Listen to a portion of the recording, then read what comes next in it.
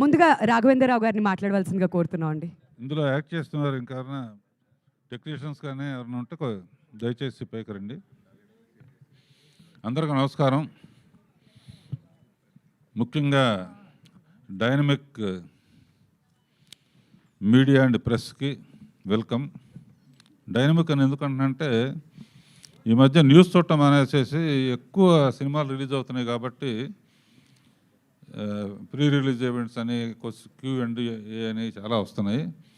అందులో ఫోకస్ ఆర్టిస్టులు సినిమా కన్నా కూడా వీళ్ళ డైనమిజం ఎక్కువగా ఉంది కనుక దయచేసి మీ సౌహృదయంతో మీ డైనమిజం కొంచెం డబల్ చేసి పెంచండి. ఈసారి చిన్న సినిమా కనుక దీనికి పెద్ద సినిమాగా తీసుకెళ్ళాలంటే మీరే కారణం. ఇప్పుడు నేను మొదట మాట్లాడబోయేది ఇద్దరు గురించి. నాకు చాలా ఇష్టమైన శేఖర్ కమ్ముల అండ్ అనిల్ రావుపూడి అండ్ రైటర్గా వచ్చేసావా?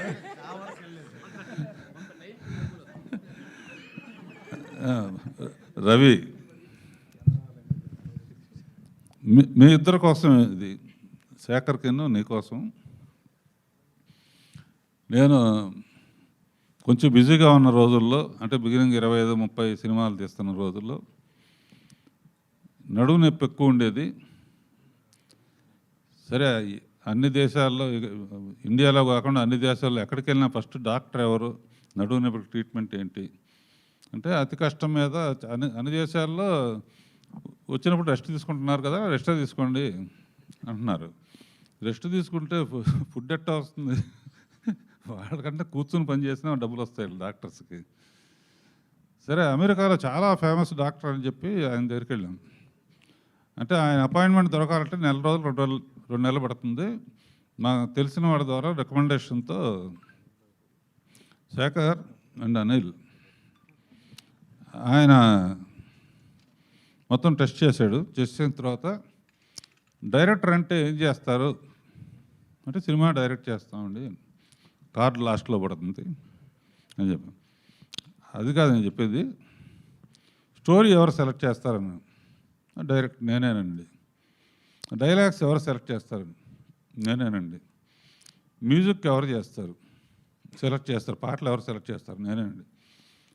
ట్యూన్లు ఎవరు ఓకే చేస్తారు? నేనేనండి. కెమెరా షాట్ ఎలా ఎవరు చెప్తారు? నేనే చెప్తాను. షాట్ ఎలా చెప్తారో చూపిండి అన్నాడు. సరే, ఇప్పుడంటే ఇవన్నీ వచ్చినాయి కాబట్టి తెలియదు. ఇలా కూర్చుని ఇవన్నీ చెప్పిన తర్వాత, మీ నడుము నొప్పి తగ్గాలంటే ఇందులో ఏదో ఒక పనే చేయండి, మిగతా మానేయండి. ఆ తర్వాత ఎన్ని సినిమాలు తీస్తాను? అప్పుడు 4, 5, 6, 7, ఒక సంవత్సరం 8 సినిమాలు కూడా తీశాను. 4 సినిమాలు తీస్తారా ఇవన్నీ చేస్తూ? సంవత్సరానికి ఒక సినిమా తీయమన్నాడు. నేనన్నా, తీసిందే ఒకటైతే అది అడగకపోతే నా పరిస్థితి ఏంటి? తీస్తే కానీ ఆ రోజుల్లో అలా ఉండేది. ఎందుకంటే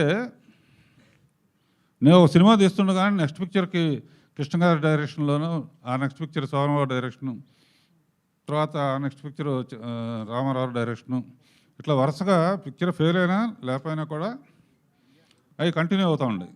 అందుకు నేను 110 తీయగలిగాను.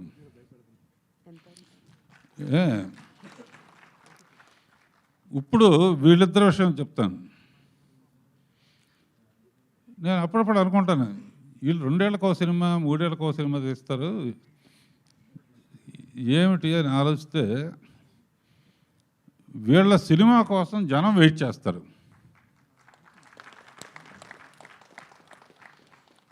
శేఖర్ సినిమా మోడీ గారితో కంపేర్ చేయొచ్చు. టీతో ప్రైమ్ మినిస్టర్ అయినట్టు కాఫీతో శేఖర్ కమ్ములు అయ్యాడు. ఆ సినిమాకి పాపం ఎంత ప్రమోషన్ చేశాడో. నాకు ఏదైనా పిక్చర్ నచ్చితే కొత్త డైరెక్టర్ సరే పిలిచి మాట్లాడతాను అన్నమాట. అట్లా హ్యాపీ డేస్ అప్పుడు ప్రతిసారి శేఖర్ని పిలుస్తాను.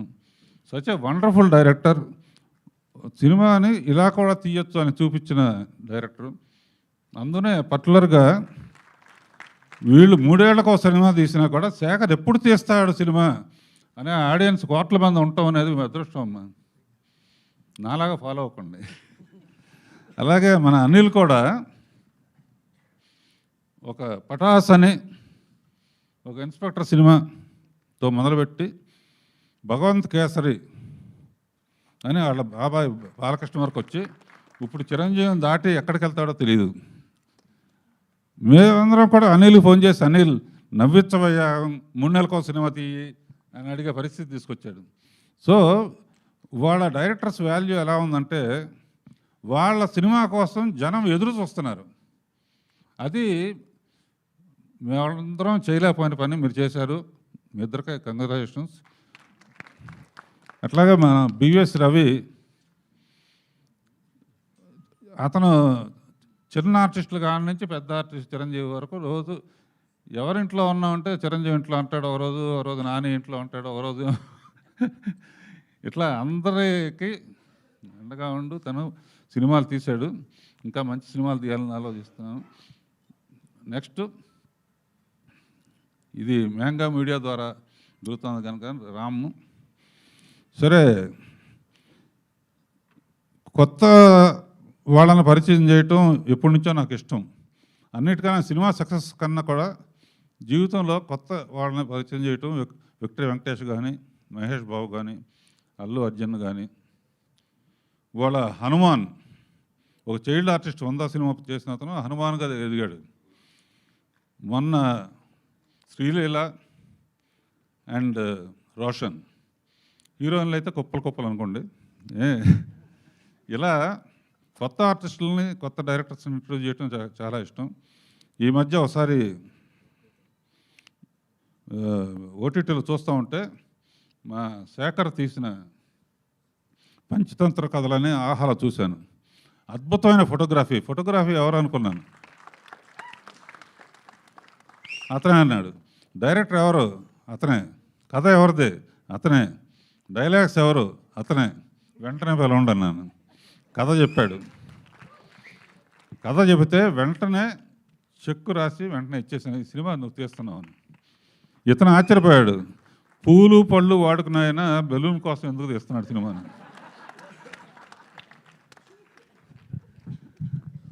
అట్లాగే ఒక కొత్త ఈ సినిమా ఇంత ఫ్రెష్గా ఉంది కాబట్టి 100% కొత్త వాళ్ళే ఉండాలి, ఎవరో రెగ్యులర్ ఆర్టిస్ట్ ఉండకూడదని చెప్పేసి ఇంకెవరో కాదు, సునీత కొడుకుంటేనే కరెక్ట్ ఇది అంటే ఫోటోలు చూసాం చాలామంది. సునీత కొడుకు గురించి మన శేఖర్ చెప్పాడు, ఆదిత్య కూడా చెప్పాడు.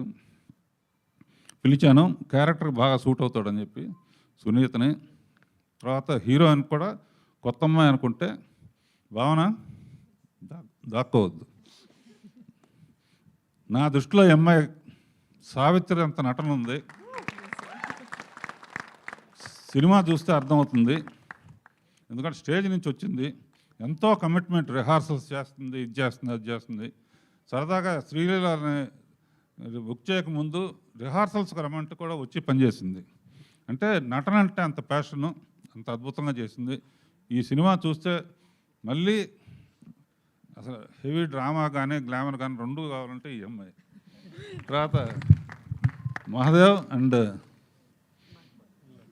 మధు రెండో జంటగా కొంత చిన్న జంట కావాలంటే ఎవరు, అప్పుడప్పుడు కొంచెం తడవటానికి ఆటికి పనికి వచ్చేది ఎవరని చూస్తే వీళ్ళిద్దరికే ఆ స్కోప్ లేదు కనుక ఒక్క ఉసిరికాయ మటుకు వాడాను.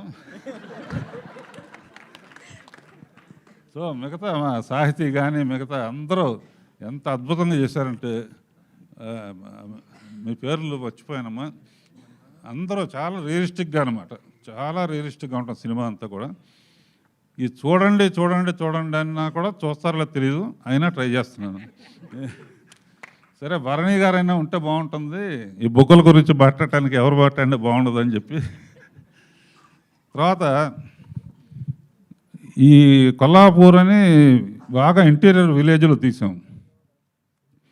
అక్కడ వరకు నేను వెళ్ళానని చెప్పి మా స్వామి శరణాన్ని ఆదిత్యని మొత్తం బడ్జెట్ కానీ గిడ్జెట్ కానీ ఏం చేయాలన్నా ఈ చిన్న సినిమా తీయాలంటే ఎలా తీయాలో నాకు తెలియదు. అంటే మీకెందుకు మీరు పక్కన ఉండండి అని చెప్పి తనే కాస్టింగ్ కానీ గిస్టింగ్ కానీ చేసి దగ్గరుండి కాపీ వచ్చే వరకు దగ్గరుండి చేశాడు. థ్యాంక్ యూ ఆరాధ్య. మళ్ళీ అయిపోయిన తర్వాత మళ్ళీ కనపడలేదు, అంటే పని అయిపోయిందని కనపడలేదు అంతే. సరే ఆడియో ఫంక్షన్కి వచ్చారు కాబట్టి. అండ్ ఆకాష్,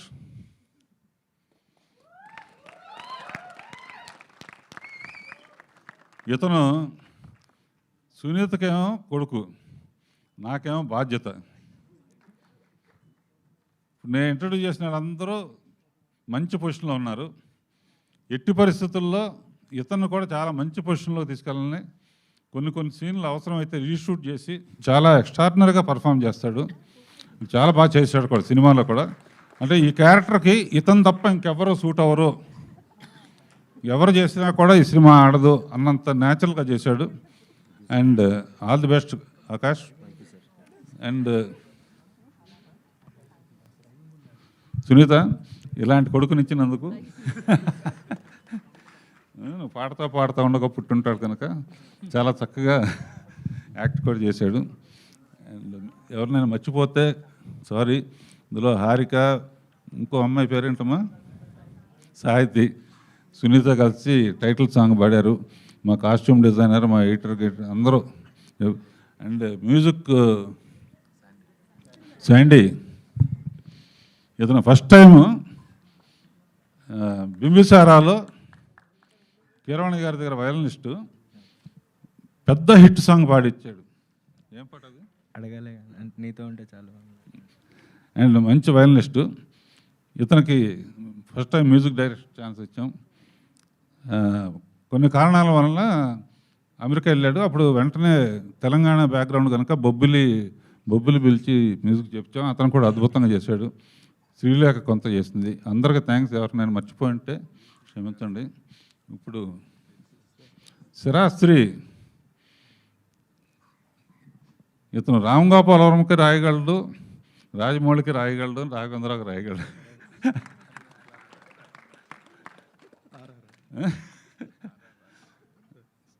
సో ఈయన పేరు దీంట్లో బలగంలో చూసి అర్జెంటుగా ఇతను ఉండాలి, ఎట్టి పరిస్థితుల్లో ఏ వేషమైనా ఉండాలని చెప్పి ఇతను కూడా అద్భుతంగా చేశాడు. చాలా రియలిస్టిక్గా ఉంటాడు. చాలా బాగా చేశారు. తప్పకుండా మీ అందరూ మీడియాకి ఒక షో వేస్తాం. నేను చెప్పిందని ఇందులో అబద్ధాలు ఉంటే అబద్ధాలని చెప్పండి, నిజాలు ఉంటే నిజాలని రాయండి. All the best. Shekhar, Anil ముందు వెళ్ళిపోవాలి కనుక ఫస్ట్ అనిల్ మాట్లాడతాడు.